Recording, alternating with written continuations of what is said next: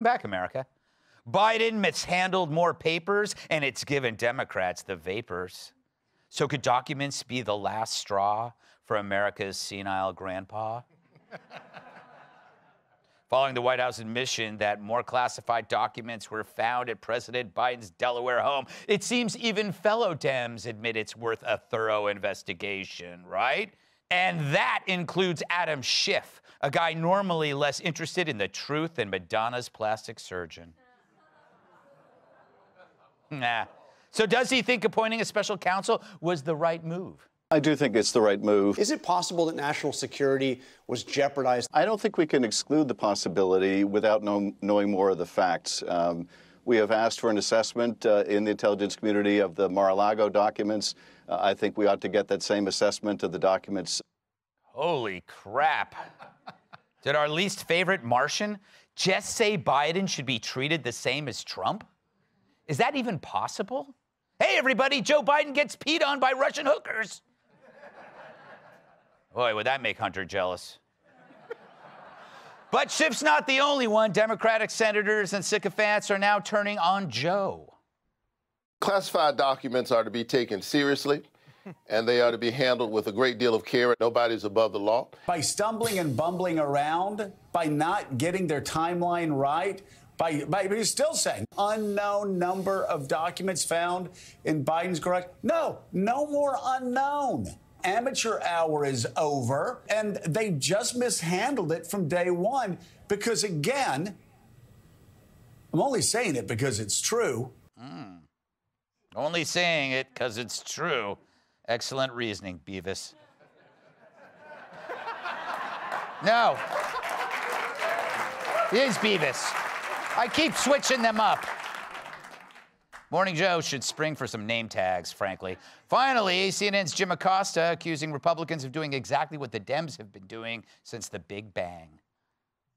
For many Republicans, the argument seems to be that President Biden is both not mentally fit to hold office, and yet he's supposed to be this, in the minds of some Republicans, this criminal mastermind who is holding on to these documents for some nefarious reason. Does that make any sense? You used to say the same damn thing about Trump, you jackass. Fun fact. Fun fact, if you just say Kayleigh McEnany to Jim, he wets himself. So what's Joe think of all this? Hey, look.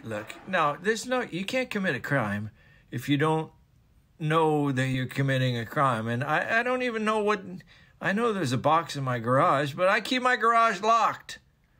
And I wouldn't even know how to, there's a button, you push a button, but the button's in the car, and the car's in the garage, so how's anyone gonna get in there? Come on, man. Now, it's Martin Luther King Day, so could you please let me get back to calling everyone who doesn't agree with me a racist? Thank you. Charlie. I'm sorry, when Adam Schiff changes his tune that fast, something's up. I smell something. Yeah. What do I smell, Charlie? I don't have any evidence for this, but this is my theory. Since we're, talking about president, let's go with it. So the FBI is already investigating Hunter Biden. I think that at some point, I mean, imagine the stuff that we, think about all the stuff we've already seen about. Can you imagine if you had like search warrants and you could had investigative powers? Imagine the stuff the FBI is probably digging up about Hunter Biden now and all of his connections. And I really do believe at some point, and it's happened in the last couple of weeks since the election, they all got together, and we now know how deeply invested the intel community is in our politics. They looked at one another and said, "Man, this is not gonna. We can't get him out. Yeah, we can't stick up for this guy. Yeah. We can't cover for this guy in the next election like we did in the last election." And I mean, I've never seen rats jumping the ship like this. This is crazy, Kat. I thought that this was going to be treated like everything else, but it seems like it's not. Are the walls closing in? Oh, okay, I'm just gonna try to put this gently and kindly. What? Which is sometimes tough for me.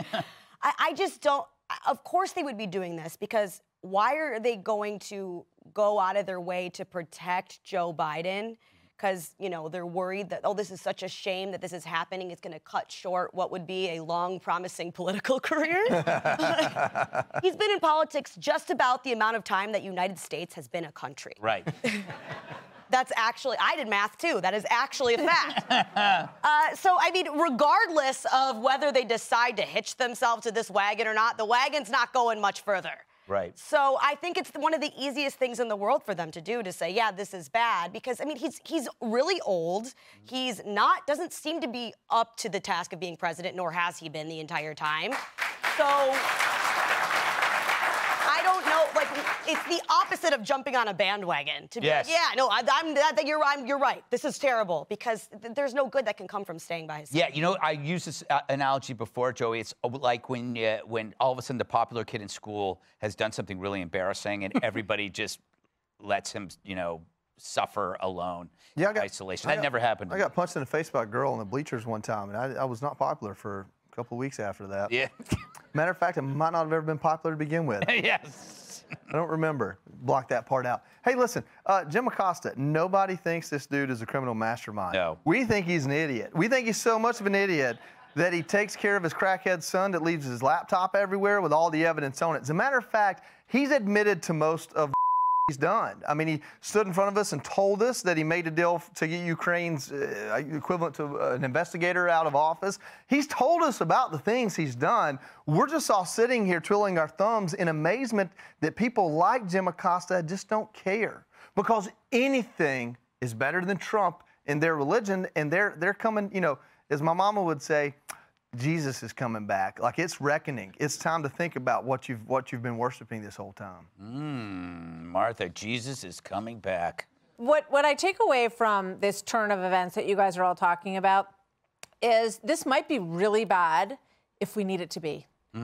So we're going to keep this, you know, all the supporters of the president, and we're going to keep this on the burner, because if we need this, we're going to employ this exit strategy, right? So they're happy because now they have an exit strategy, and you can kind of trace the ups and downs of the Biden favorability, right? Because before he ran, or when he was running, they liked everybody but him. Right. David Axelrod came out and said he was like Mr. Magoo wandering around the stage on the debates.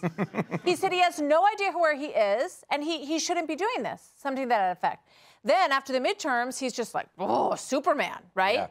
And now, you know, oh, all of a sudden he's going to run again after every single one of these same people said there was no way he was going to run again. So now, all the way down, right? So I think we have a few more of these cycles to go before 2024. But as you were saying, we were talking about this in the break, if they don't have somebody else to beat their 2024 candidate, they probably will find a way to rally back around to Joe if they think he's the only one that can do it. Yeah, just got to pump him full of drugs. Oh, and it works. Yeah, it does. I mean, his performance the day after the election was one of the great wonders of modern American medicine. Very strong. I'm still amazed by it. I want what he's having. Yeah. Hey, Sean Hannity here. Hey, click here to subscribe to Fox News YouTube page and catch our hottest interviews and most compelling analysis. You will not get it anywhere else.